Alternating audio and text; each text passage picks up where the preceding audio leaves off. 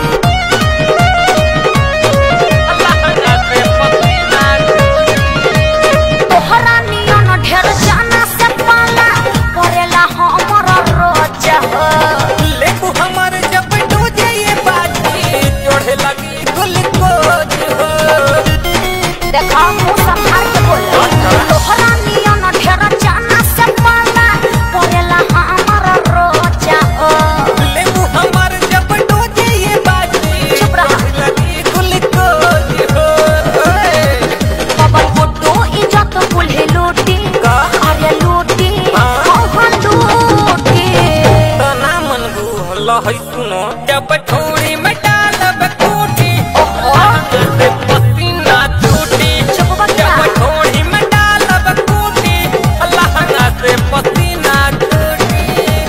जैसी भी जवानी हमर तो हंसे न जानी, चाहो ने हटा जानी बनो बाहुबली, बनो बाहुबली। जैसी भी जवानी हमर तो हंसे न जानी, चाहो ने हटा जानी बनो बाहुबली।